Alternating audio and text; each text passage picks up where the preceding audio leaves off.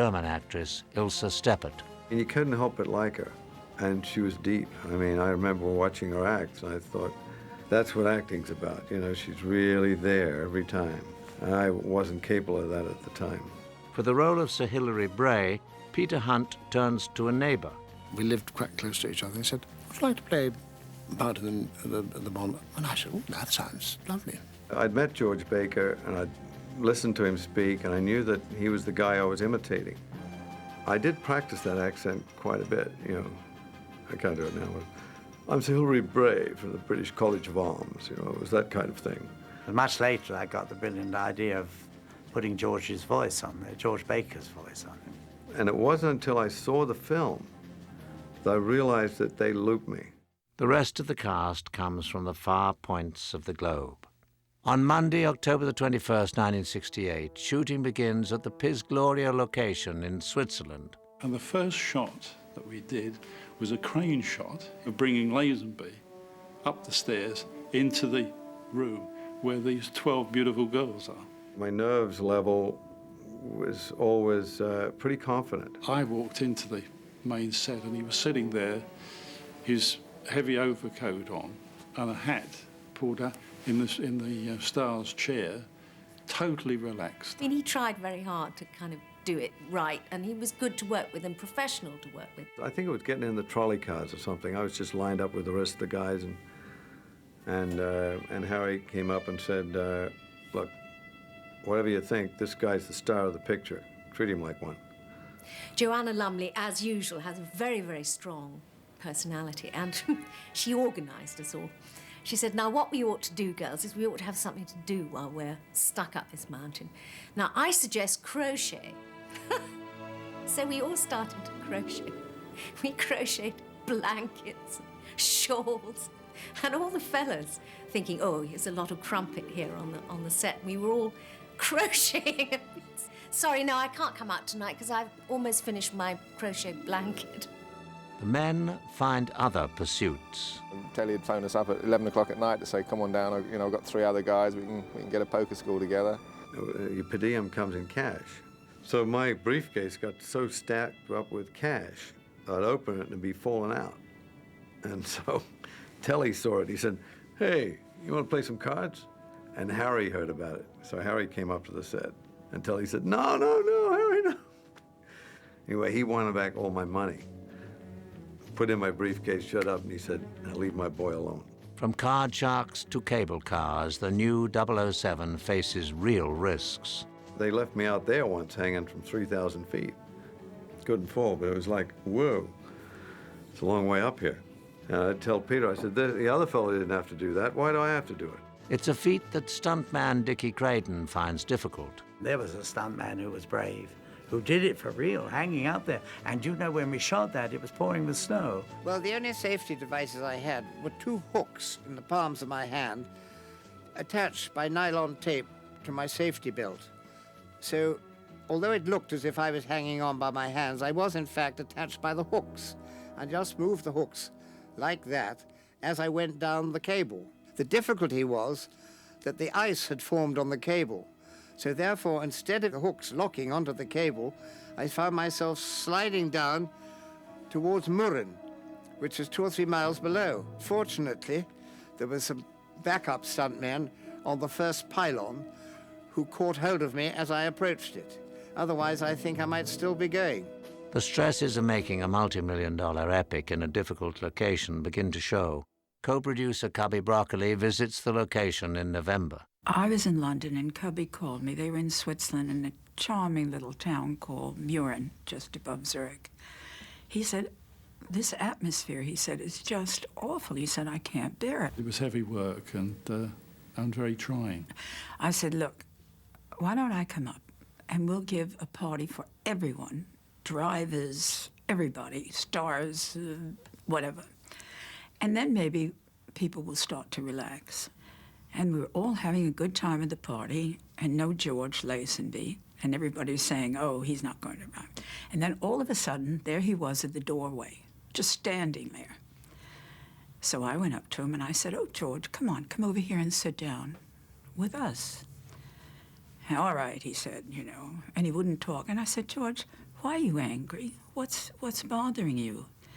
He said, well, I did not get an invitation to this party. I said, George, it was on the call sheet. It was in the lifts. Everybody knew it.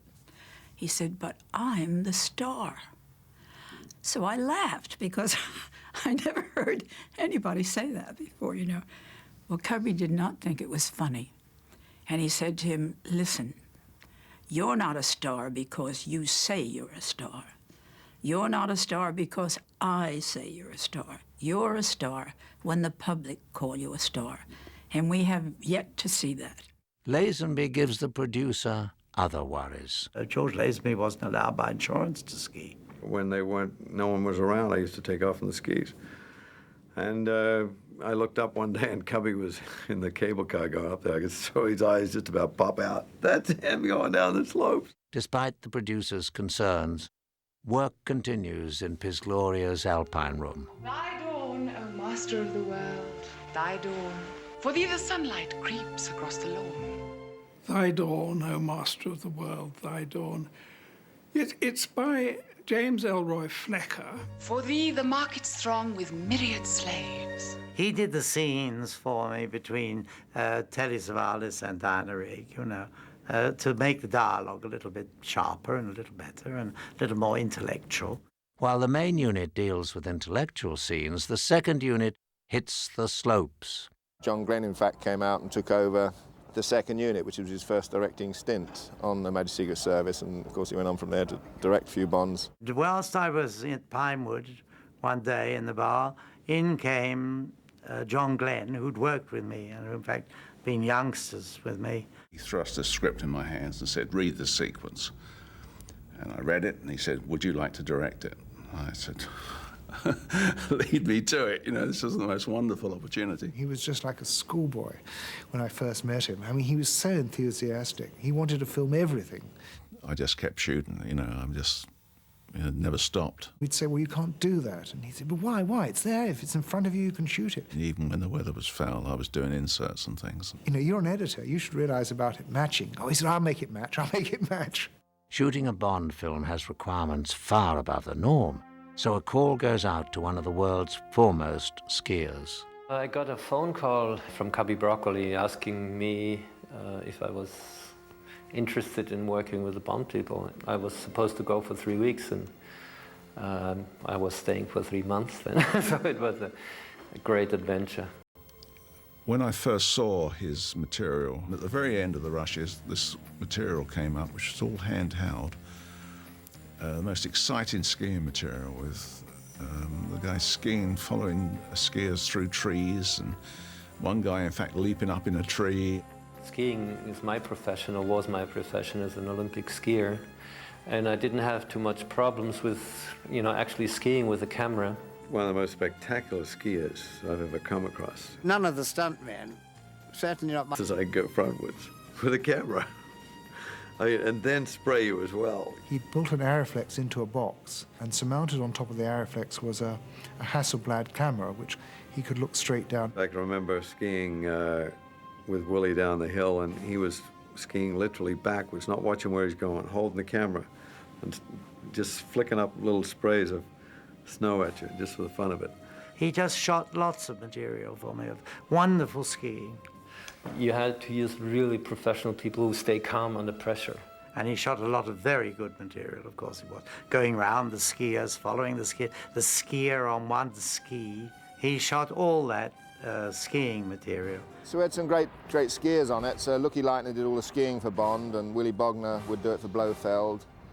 And I did the fall over the cliff where he loses a ski. Lucky did the bit losing a ski, and I did the bit skidding up and hanging over the 1,500-foot edge. There was obviously a cable to stop me going right over the edge, and then you keep your fingers crossed that the cables stop you. Shots of the main actors on skis are achieved by less dangerous means. Her shots of skiing, you know, she was just kneeling on a board, really. But it worked all right. Overhead views of the ski action require the talents of aerial specialist Johnny Jordan. He was a great guy, great guy. I'd heard stories about him before he arrived.